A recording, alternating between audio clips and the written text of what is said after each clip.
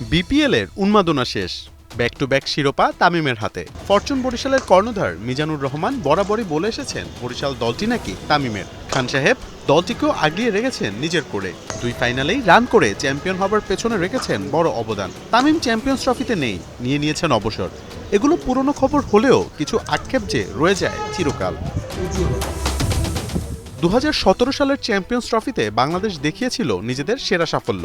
সেমিফাইনালে ভারতের কাছে হেরে বিদায় নিতে হয়েছে আসর থেকে। তবে এই সাফল্যের পেছনে বড় নামটা যে তামিম ইকবাল খানের। চ্যাম্পিয়ন্স ট্রফিতে বাংলাদেশের সেরা ব্যাটার তো হয়েছেনই, সাথে হয়েছেন টুর্নামেন্টের টপ 3 ব্যাটারের একজন।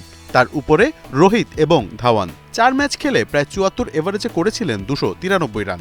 1 সেঞ্চুরির সাথে আছে 2 হাফ সেঞ্চুরিও। দি ওভালে ইংল্যান্ডের বিপক্ষে করা 128 রান তার বেস্ট স্কোর। এছাড়া ভারতের বিপক্ষে 70 রান এবং নিউজিল্যান্ডের বিপক্ষে 95 রানের ইনিংস খেলেছিলেন এই ড্যাশিং ওপেনার।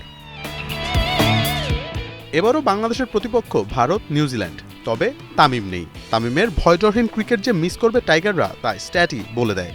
মিনি বিশ্বকাপ খ্যাত এই টুর্নামেন্টে এমন একজন এক্সপিরিয়েন্সড ক্যাম্পেইনারের বড্ড দরকার ছিল টাইগারদের। তবে বাস্তবতা বড়ই নির্মম, যা মেনে নেওয়া ছাড়া দ্বিতীয় কোনো পথ নেই। বড় তামিমের জায়গাটায় ব্যাট করবেন ছোট তামিম। আছেন দারুণ টাচে। তবে দেশ সেরা ওপেনারকে ছাড়িয়ে যেতে পারবেন কিনা তানজিদ তামিম, তাই দেখার বিষয়। কারণ ছোটটাও যে বড়টার বড় ভক্ত। মোহাম্মদ আদনান, ৭১।